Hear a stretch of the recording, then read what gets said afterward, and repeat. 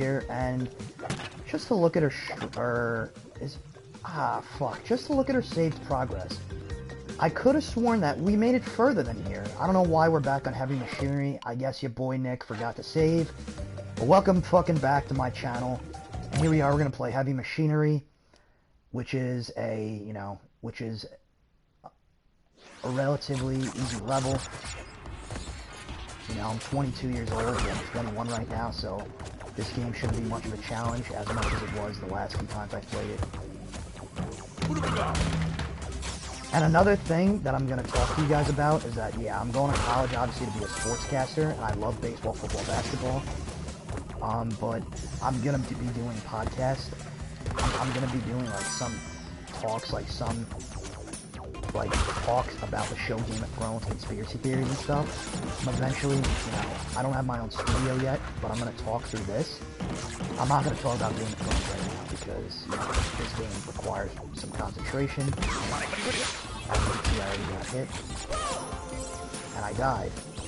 That's great. And did I just get a notification on my phone?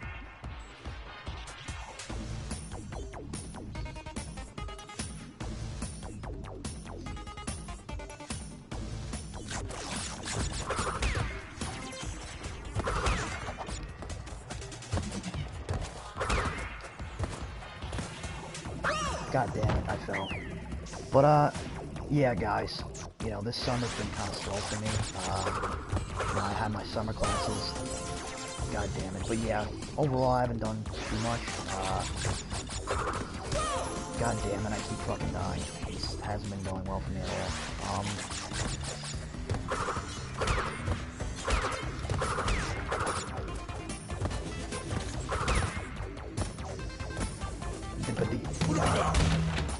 All around with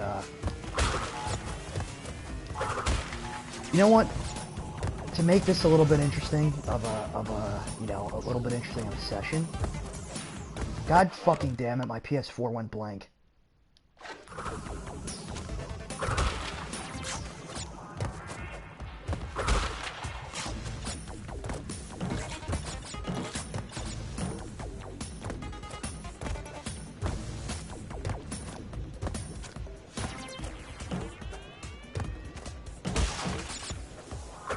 About the show Game of Thrones, obviously a lot of people were upset about the ending.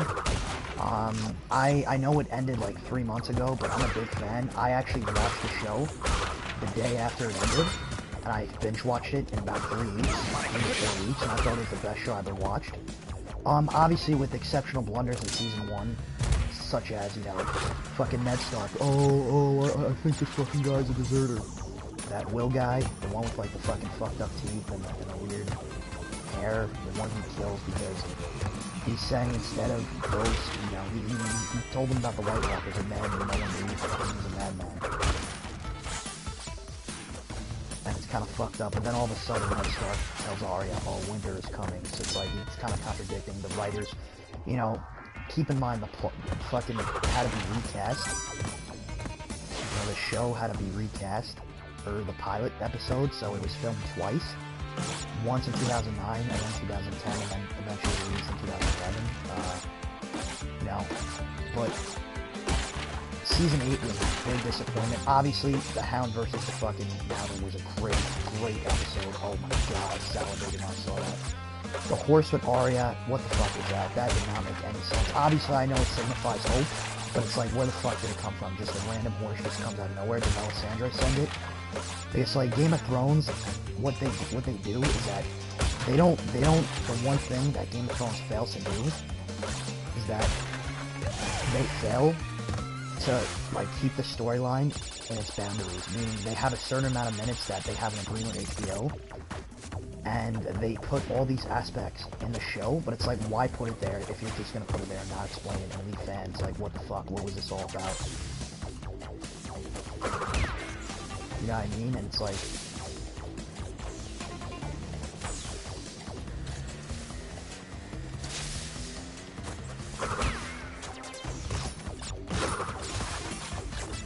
sorry about that, I just paused for a minute. But the whole thing with Thrones is that the whole thing with Game of Thrones is that, you know, it's season 8 was not very good. Okay, let's backtrack.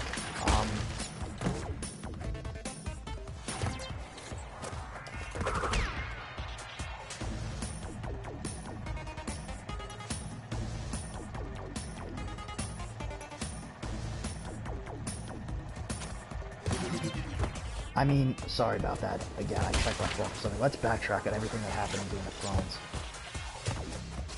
Thrones. Season 8, episode 1 was kind of boring. I believe, isn't that the episode, was that the episode where Jonah Fish returns to Winterfell? I don't really remember. It's already been, like, a couple weeks since I mean, I'm rewatching season 1, and we forget this stage real quickly. As you can see, we're not going to be able to get the embryo at this level, but, yeah, the fucking 8-1 was a stupid, pointless episode that I think they could have started with 8-2 and would have made perfect sense. The Battle of Winterfell was pretty much the whole premise of the show. Or 8-2 was that...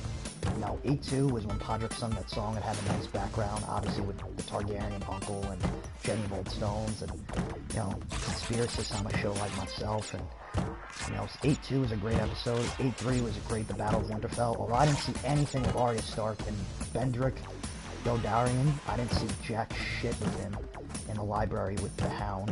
But Arya proves her worth. She kills the Night King. She's basically the hero of the water, and it was emotional, you know, to see a girl that started from basically nothing. Her father died, her best friend died, the butcher's boy, her mentor in that episode. Oh no, the Hound wasn't dead yet. Her brother's dad died, her other brother died, which I never saw Arya really fucking talk to Rickon once, so I don't know how sad she was about him. But I thought it was a great episode. Other than the scene, obviously Melisandre dies, which I forgive her for burning Shireen alive, because if it wasn't for the fire, the White Walkers wouldn't have been delayed, and they would have come right away. You know, my son Davos Seaworth didn't get a chance to get his vengeance for Shireen, but at the end of the day, she served her purpose. She had no purpose being in Westeros anymore, Melisandre. But, you know, Arya lashed her side. Syrio Florel helped her become Syrio Florel, I guess you could give her a little bit of credit, even though she's kind of a dick towards Arya. Syrio Florel, as well as Jack and Hagar, kind of the girl she is. You know, trained to be a faceless man, got vengeance on Morgan Frey, got vengeance on Sir Meryn Trant. So it was a really good episode, and all of that boils down to the Battle of Winterfell, in which, you know, it was sad. Theon, you know, I almost cried when Theon Greyjoy died, because even though Theon was a arrogant dick in the series and became kind of a pussy for his picture, think of how emotional it was for. He was a good man. He saved Sansa's life from the hands of Ramsay Bolton and Miranda.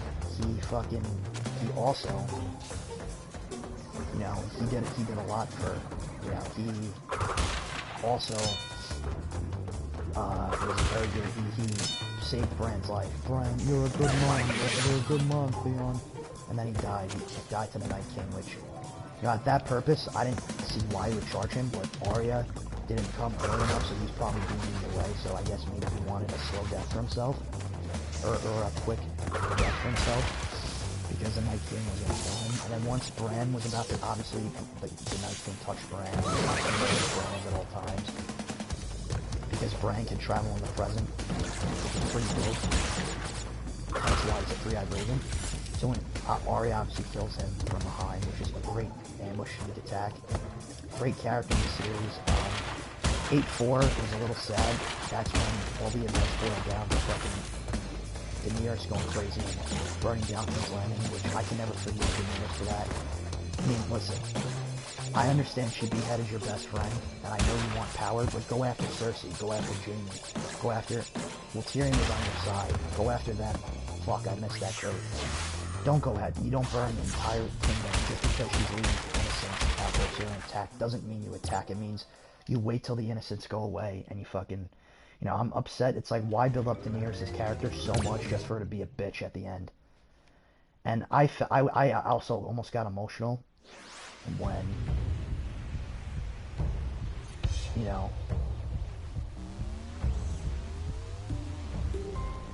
Sorry, I had to answer my phone for something. I almost got a little bit emotional when I had to pause for a minute.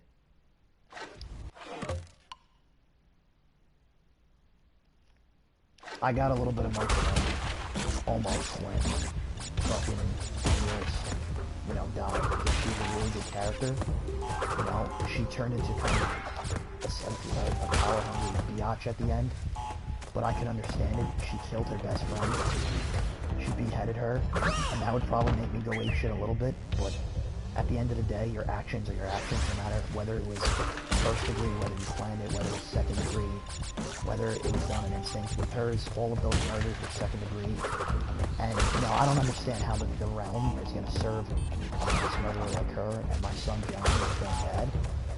You know, Jon Snow was a good man, and I kind of understand that they put him back in the Night's Watch, because it probably felt like that's where he always belonged. And I didn't mind that ending at all. I think it's a personal preference, because he's sworn an oath to the Night's Watch. They betrayed him. He's the Lord of the North. He was never meant to be a lord. He wins the Battle of the Bastards. He did nothing in the Battle of Winterfell. Arya, and, you know, Arya and Daenerys did jack shit. So, you know, Daenerys and Jon Snow did nothing. Arya total LBJ and carried him. So, you know, I don't see why people, you know, Jon Snow's ending is horrible, but I don't see why he would be, there's no way you could have put Snow on the throne. Snow was just not fit to be a king. He was a warrior, he was a war hero, he was not fit to be a king. Daenerys didn't deserve to be it because she fucking burned all King's Landing. You're gonna put and my friend, I'd rather see Gendry on fucking the throne. Gendry of all people. Like I don't understand how people, I get that, you know, people that aren't true fans of Game of Thrones don't realize that it goes based off the realness of how it would be in real life. Yes, it's a fictional show, but in real life, why in God's, like, the last remaining Stark child should have been on the throne. I like that. You know, Jon Snow was not made to be on the Iron Throne. Okay? Arya is too much of a tomboy. She's not fit. Sansa is more fit for being queen of her kingdom. She's the queen of the north. And you know, Bran is Bran doesn't have the greatest storyline. It's a little boring. All he does is, he tries to go to Jon Snow at the wall. You know, when obviously Caitlyn gets murdered, his mother goes missing, and then she gets murdered, and then obviously he goes back home once the Battle of the Bastards concludes.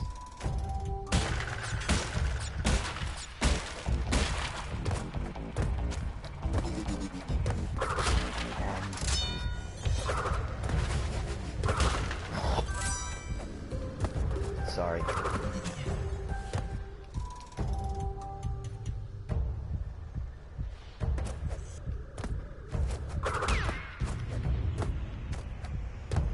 You know, Battle of the Bastards was a great episode, but, you know, Snow was just not meant to protect he was meant to be a protector of the realm.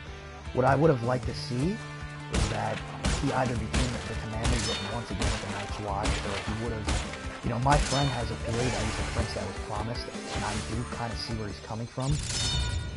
But, see, I don't agree with that, because it's like, okay, so what? It's Rhaegon Targaryen, like, his storyline, I didn't like how his lineage of being, you know, Rhaegon Targaryen's son, and the only true born Targaryen left, and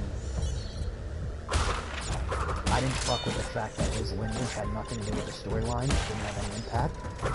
Alright, Season 8 sucked balls, other than, let's be honest, but, you know, let's talk about Children of the Forest and what to expect. The Children of the Forest, in real life, I'm of the Catholic religion. I do embrace every religion, but the one I simply follow is Catholicism. We obviously believe Jesus Christ is the prince, our prince that, well, not really a prince, but was our king that was promised. Obviously, he died for us because no one believed that he was a king. People thought he was crazy. And we believe that he opened up the doors to heaven.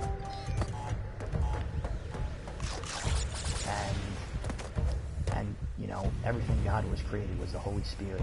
So we believe in that. So, but before Jesus Christ, or people that don't believe in him, was the concept of the beginning of time, when the first organism or the first cell was implemented into the universe, however it was created. And once the first cell was created in the universe, it connected to other cells, and other cells, and other cells, and eventually became... Wait, how did I get a gem? I thought I got in this level. Wait a second, this... What? There must be another gem for this level, but, you know, like I said, I guess it did give me that gem despite the fact I died. I don't see how I did it, unless if I did it without dying and I don't realize it, but cool, we got our first color gem. But in reality, like I said, Jon Snow, yes, you could say he's the prince that was promised, because of the fact that he was related to, his mother was the nearest Targaryen.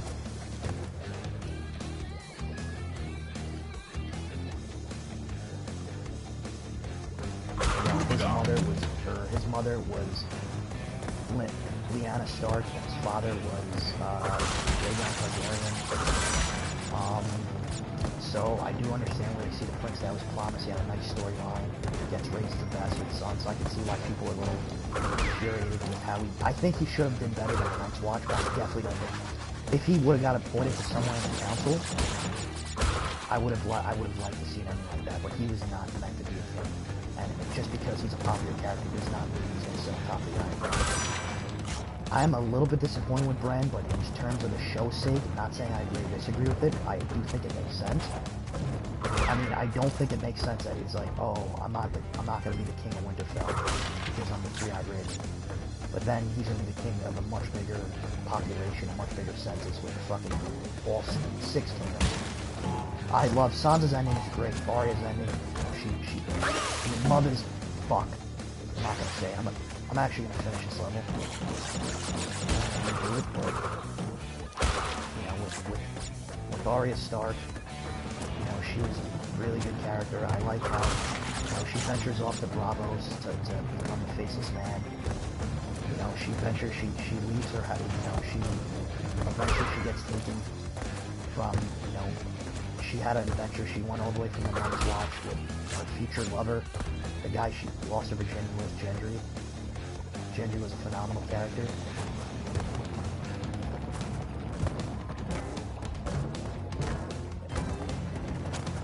And obviously my guy Hot Eye, she escapes the Brotherhood without banners. This adventure Targaryen, she gets Melisandre staring into her eyes and basically foretells her entire future. She beats the wave, becomes a faceless man, gets revenge on... I mean, she's a great fucking character. She gets revenge on Walter Frey, so you know, she's one of the best characters in the series. Shit. And I love her ending. She gets to sail the west of Westeros. No one knows what's west. They know the north is Winterfell, the south, I guess, or... I guess you could say Winterfell, I guess you could say the north of Winterfell is considered, I guess, you know, the wall, the south of Winterfell, the south is England, you know, but we don't know what's west of Westeros. So obviously we're never going to find out, but I think Arya ends in a cliffhanger of mystery, and I fuck with that. But, you know, I didn't like, I don't like how people are like, you know, are like mad at Jon Snow for doing what he gotta do. Jon Snow was a man of duty. He can't let a woman he loves. Now I felt really bad when he killed her because she's really pretty. And kind of like the same way he killed Ingrid, he had a hard time killing her. It's always hard, you know, for sure for a man it's much easier killing a man. Women are precious creatures, women are beautiful, women are nice, women are better than men. Women are pretty, women are nice, women aren't pigs like some men are. And, you know, I kind of understand why he felt killing both of them. But at the end of the day, he had to do what was best for the realm, the 7 kingdoms. And he did what he had to do, and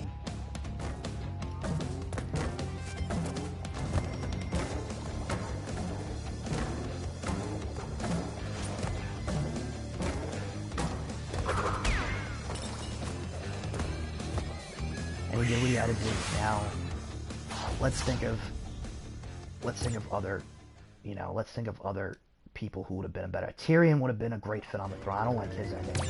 Tyrion was one of the best characters in the series. I like how he's the hand of the king to Bran to kind of serve the rest of the stage. This guy's creepy as fuck because of the fact that he conspired with Jon Snow to murder Daenerys. It was the right thing.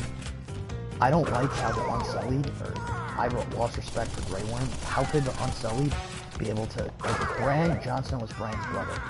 The Grey Worm and Unsullied were sailing back to Darth, which is Missy Annie's hometown. So how are you going to why would Bran do that to his brother? I can understand if he was under the rule of the Unsullied, but he wasn't.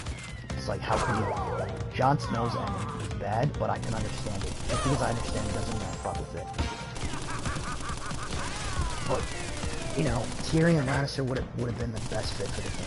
I truly believe he's smart enough, he's a good tongue, he knows how to command an army. He's brave, and he's a dwarf. He has a much better storyline than Tyrion Lannister should have been king. It would have made the most sense. It would have been the best for the storyline. The imp is able to be the king. And I'm also going to talk about conspiracy theories from other seasons as well, rather than just the first season.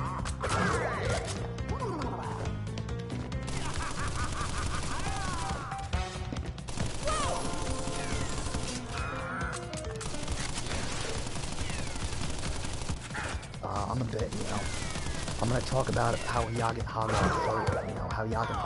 got arrested in the first place. I'm going to talk about Littlefinger and the Robin's Rebellion. I'm going to talk about everything.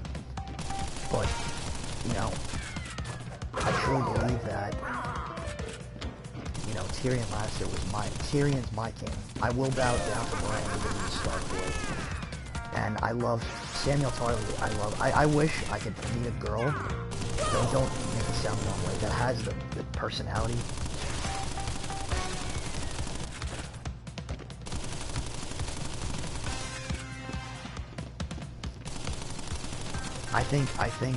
I hope I meet a girl one day that takes care of me like Samuel took care of Gilly. I also think, what the fuck happened to Gilly? Why wasn't Gilly present during the King's Council? You know what I mean? All hail Bran the Broken. And I will bow down to Bran, because Bran will make a great king.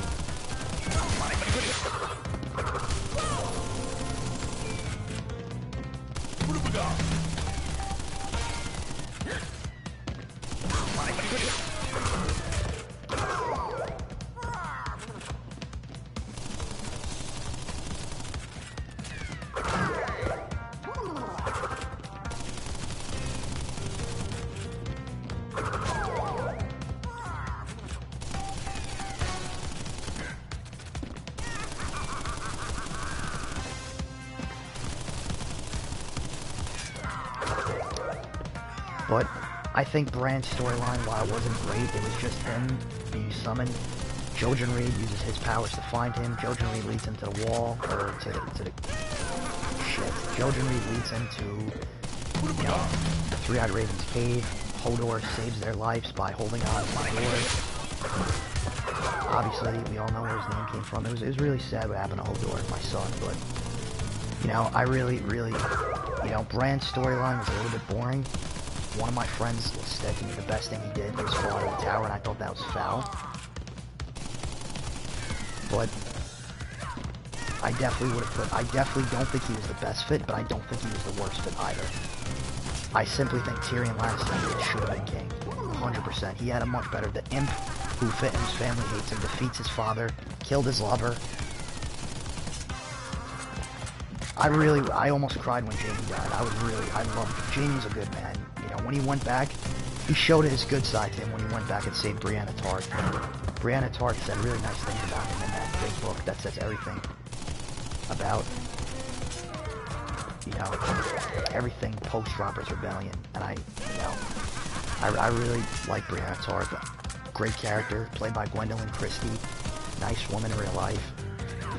And I honestly, Jaime Lannister, I was so sad when he died. I fucking hate Daenerys. You know what? Jaime dying was one of the worst things to happen, but he got revenge on Euron Greyjoy. Euron Greyjoy killed Balon Greyjoy. He sucked vengeance, seeked vengeance for both Yara and Theon. So you gotta give him credit for that. I hate this level. But Yara, you know, obviously, Balon was the one.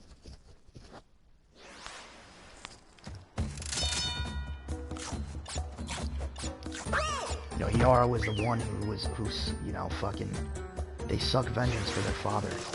And, what's his name, delivered it for them. Mr. Greyjoy's, you know, the Greyjoy's mother. Or no, what am I saying right now? I'm tired. Jaime sucked vengeance for the Greyjoy. Euron was also killed, I guess you could say. Whatever happened to Ellaria Sand? Was she killed? I don't remember what happened to her. Her death, was it off screen? Was it just once you get captured, you assumed she was dead? I mean, I didn't like Elia Martell. Like, you don't kill a little kid. That innocent kid. Like, I fucking hate Elia Martell. Look, I love Oberyn. He's my favorite character.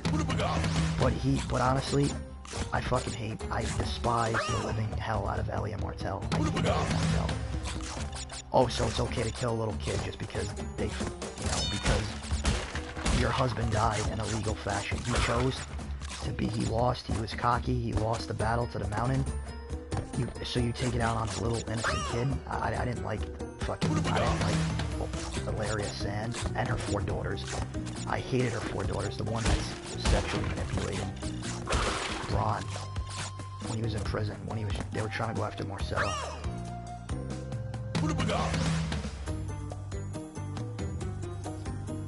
And an interesting fact about Bronn is that Bronn, Jerome Flynn, and Lena Headey had a relationship, and it ended really poorly for them. And it would simply be unhealthy for the 2 of them, and it wouldn't be good to keep them on screen together. So they basically took them both off screen. They basically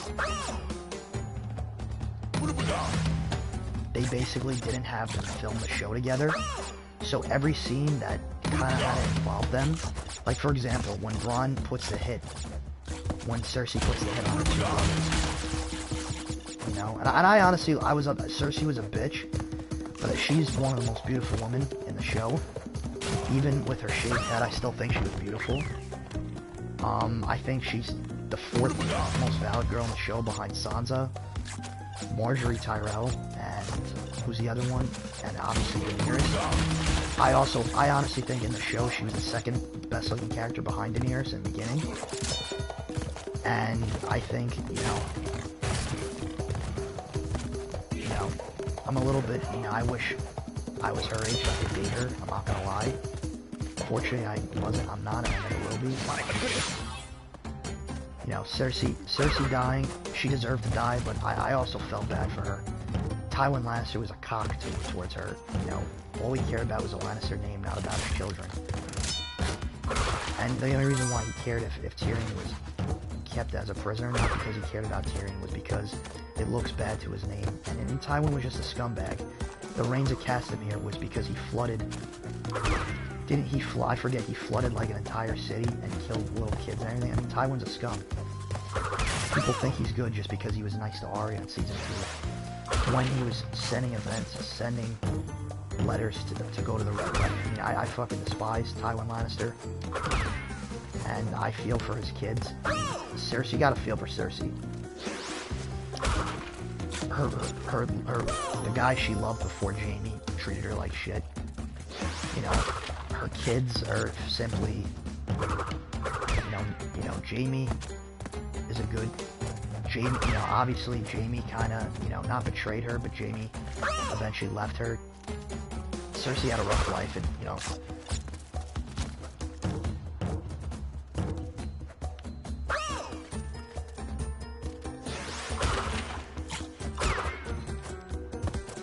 I mean, I'm a big Lena Headey person. She's a pretty woman. She's a great actress. She also played in 3000. She obviously played an awful character in Cersei, but not awful as in, like, one of the best actresses in the show. I mean, she's just a good person. But, Arya, like I said, at the end of the day, are you really gonna, like, blame her for being how she is, And obviously, it was enlightening not to see her take she got a good death. I mean, her death sucked. she went, I mean, really, she dies with fucking stupid ass fucking, she dies with, all because of, Daenerys is basically responsible for killing her, but she dies because of something collapsing on her, the Red Keep being destroyed, not because of another way. I was a little bit infuriated about Cersei's death. My son Jaime got done dirty too, but I guess you couldn't keep around Lannister's name outside of Tyrion had to be casted off if a Stark wanted to run the Seven Kingdoms. So Jaime's death had to come, and I think it was well expected.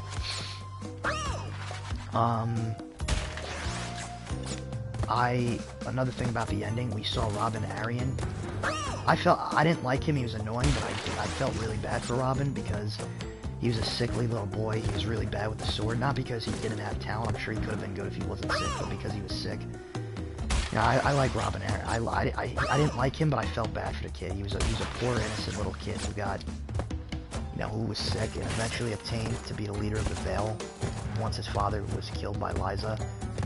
He's an orphan and he was being looked after by Royce, I think it was.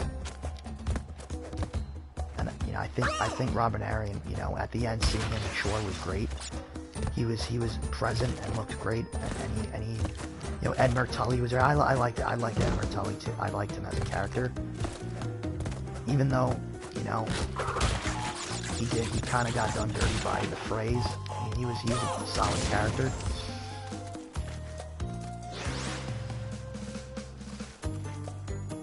I thought Thrones, the show gets a 9.3 on my radar, all because of the fact that the ending sucked. It could have gotten a 9.7 to a 10. But I honestly, I miss it a lot. And children, let's talk, I'm going to wrap this up after this level, or maybe a couple levels after. Let's talk about Children of the Forest, okay? We know that it takes place thousands of events before, oh shit, bonus level. It takes place thousands of events before, it's basically like the beginning of time, like 200 BC was, or BCE was before Jesus Christ. It takes place before Jesus Christ existed.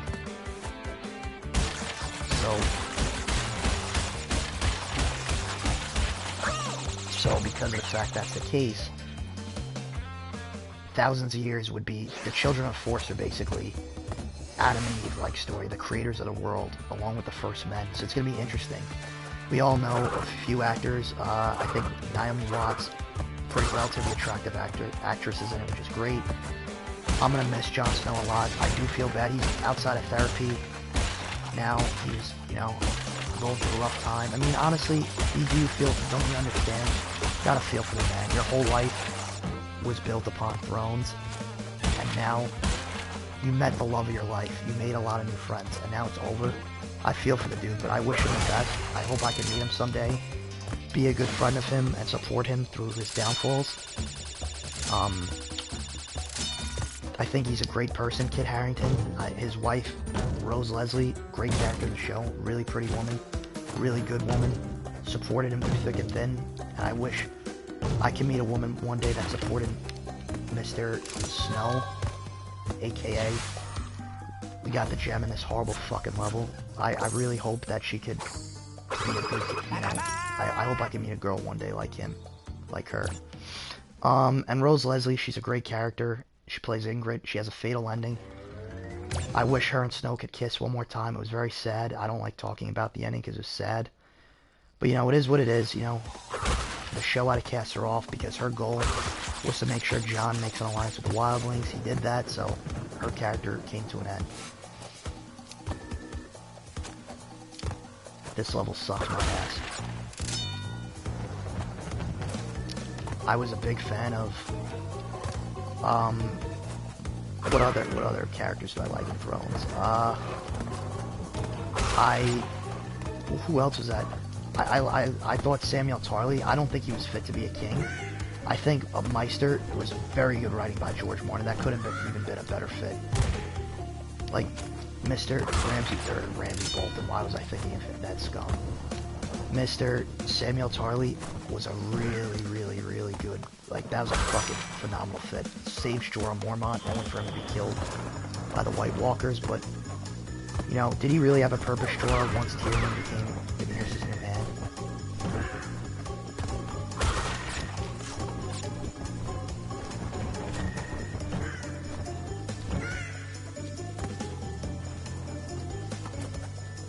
You know, I think my goal is once hopefully, if I have my own talk show one day, I can meet all these athletes I love, Game of Thrones actors and actresses, and I can talk to them, and, you know, I think we talked enough about Thrones today, so that's going to be the end of that. Let's talk a little bit about NBA free agency. Now, first things first, Russell Westbrook going to the fucking Rockets.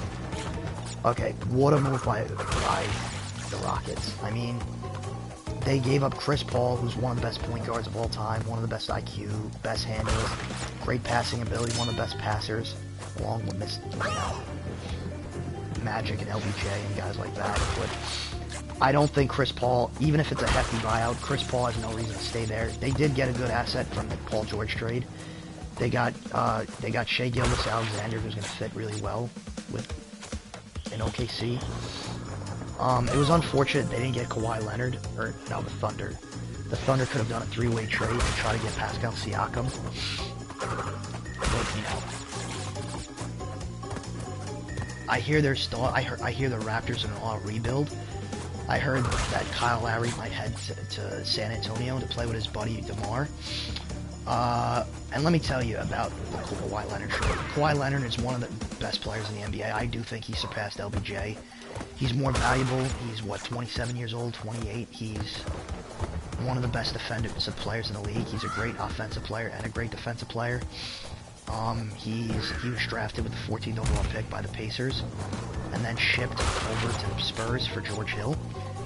And other than the fact he was a big piece in defeating the Miami Heat, the last championship LeBron left, when he was only, I believe, it was even in his 20s when he locked down LeBron James. Fucking spikes killed me.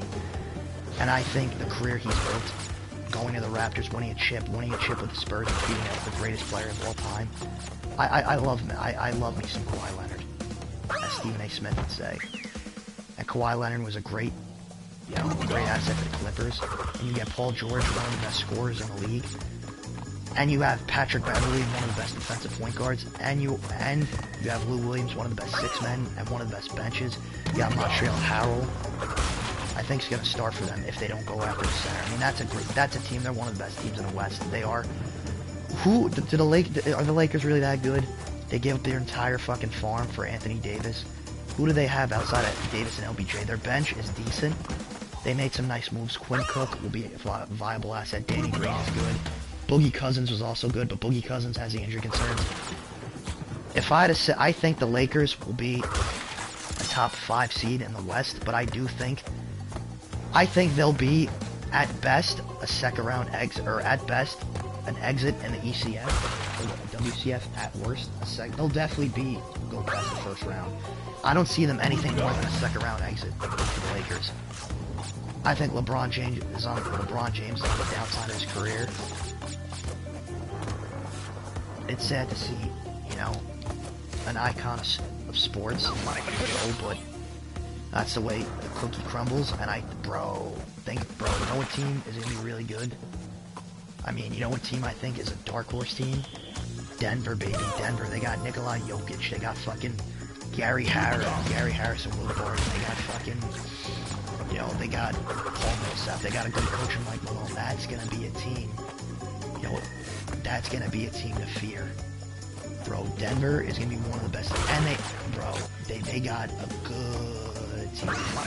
I'm nervous. The West, the West must fear the Nuggets, and I think the Nugs are going to be a really good team. Eastern Conference, the Sixers are obviously one of the best teams in the league. Toronto sucks balls now.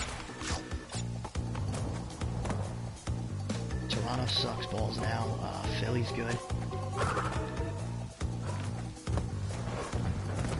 Toronto is not that good of a team.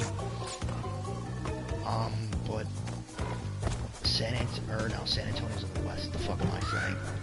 Milwaukee's gonna be really good. I think the Nets are gonna come. They're gonna be a playoff team. They're a second round exit. I don't think they're gonna go far with just Kyrie. I think without KD, they're gonna be a finals contender. This is just not the year.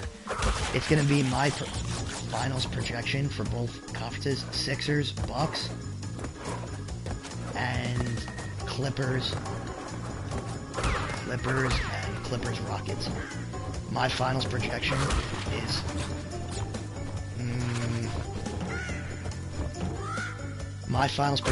going to be the Clippers against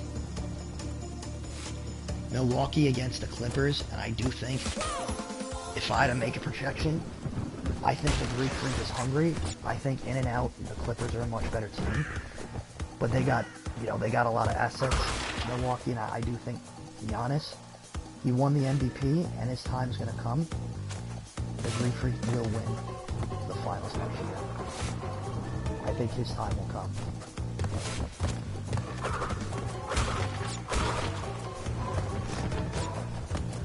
I mean, I feel bad for my guy Drake.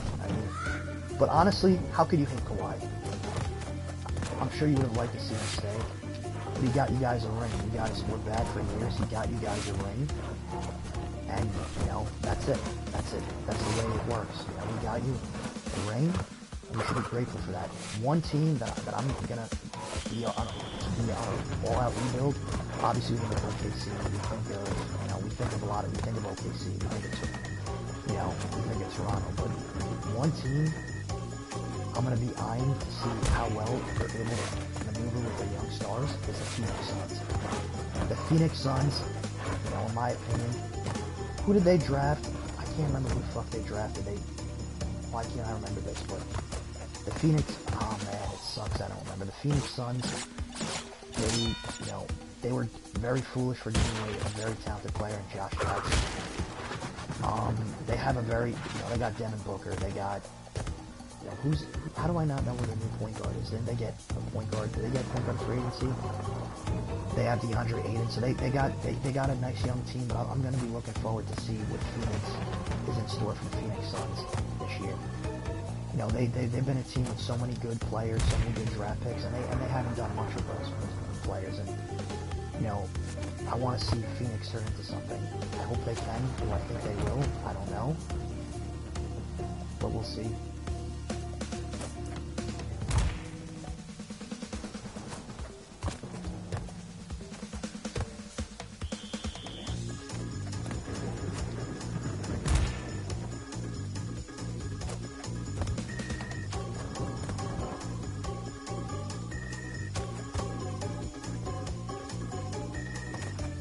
I truly believe that, that Milwaukee is going to be that team.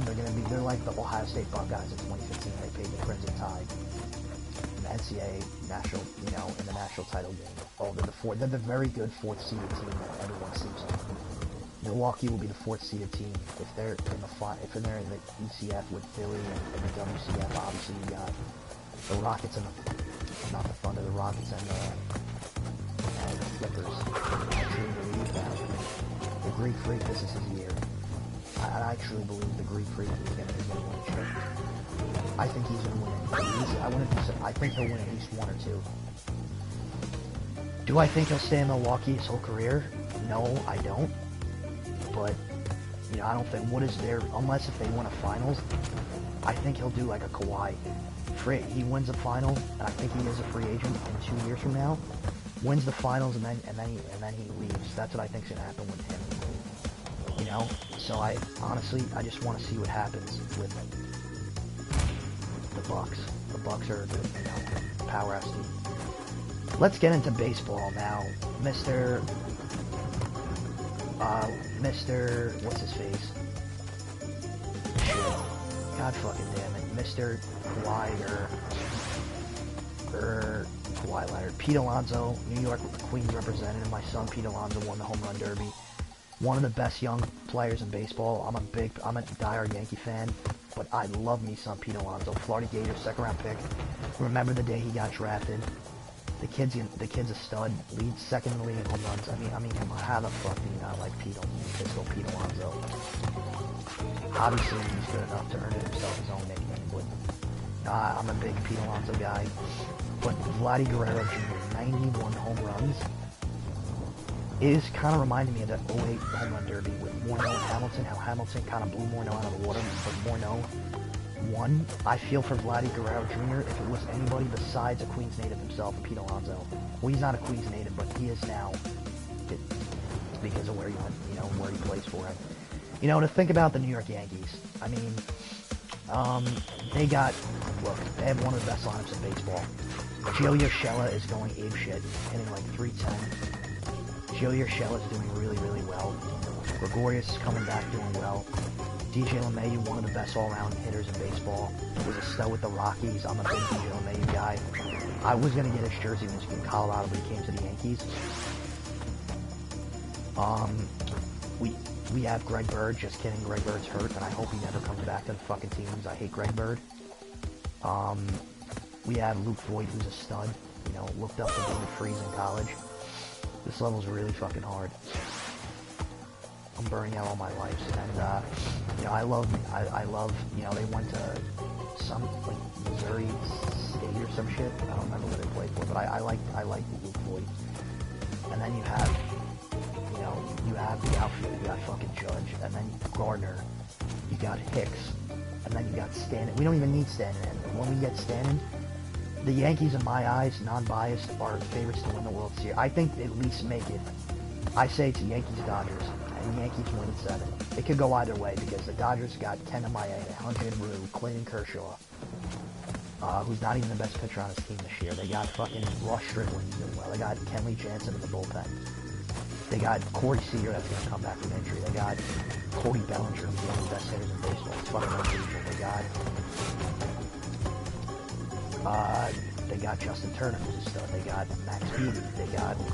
Max Muncy. Isn't there a guy, Matt Beatty, they have that's doing well? Got called up recently. But the Yankees, that's going to be a good series. If I'd have picked, the Yankees definitely, in terms of offense, I think the Dodgers squared that. I think pitching, the Dodgers beat us. Bullpen, we win. Offense is a tie. We each have something we're better than each other in. So I'm excited to see what's in store for this baseball season. Obviously, it's long over. The Yankees, they're a very good team. But let's look at the Mets. The Mets are a team that the Mets really need to trade Syndergaard to the Padres or the White Sox, two of the best farm systems in baseball, and get assets for them. If they could get Mackenzie Gore, a guy who had a combined ERA of .9 in college or in high school, Mackenzie Gore is going to be one of the best pitchers in a long time. And if you could get him in a trade, and you could get Luis Urias to the prospect, it's a bit of a haul for Syndergaard, who's had a down year. But your untouchables are McNeil, DeGrom, and Alonso. And I think the Mets, they're not going to get Mackenzie Gore. I do think they could get Campanaro, that good catcher from the Padres. You could at least get Luis Urias. You could get Campanaro, the catcher. And you could definitely get another player. You could get at least 2 solid prospects and 1 lower end guy for Noah Syndergaard. And I truly believe that the Mets, they got some young players. They got Mikey. They got fucking Pete Alonso. They got Ahmed Rosario. He was a little bit of a disappointment once he got called up. But, he's been doing his share. They got Jeff McNeil. So the Mets do have young players. Obviously, Cano. I think they need a new second baseman. I hope, what the fuck's his name? Andres Gimenez, is that his name? He does what he does because Cano's been awful for them. I think he's been a little better as a I truly think that they should really, I think it was a stupid move. And if you're a team like, the Mets, you need to trade Syndergaard for some assets. I mean, what other prospect is going to get you a haul besides Noah Syndergaard? And what other players that are not untouchables? Cano? No. Edwin Diaz, you suck? No. Jeurys Familia? Maybe to a team that's contending, maybe like the Astros, the Rangers. I wonder if you could trade a guy like Keith Diaz because you gave up a lot to get him. but maybe you trade a guy like Mr. Trade Jerry Familia to the Astros, get a package that includes, they're not going to get Alex Bregman, so don't get your hopes up. A package that includes Forrest Lilly, that really good pitcher that they have, and prospect.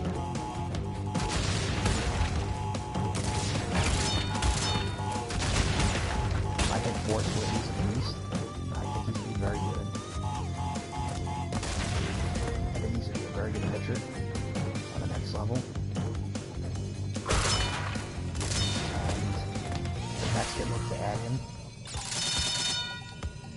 At least we have double-digit lives again. I'm thinking of possible trade scenarios. You could do Jerry Familia to Houston or Texas, both teams that are contending. You could also do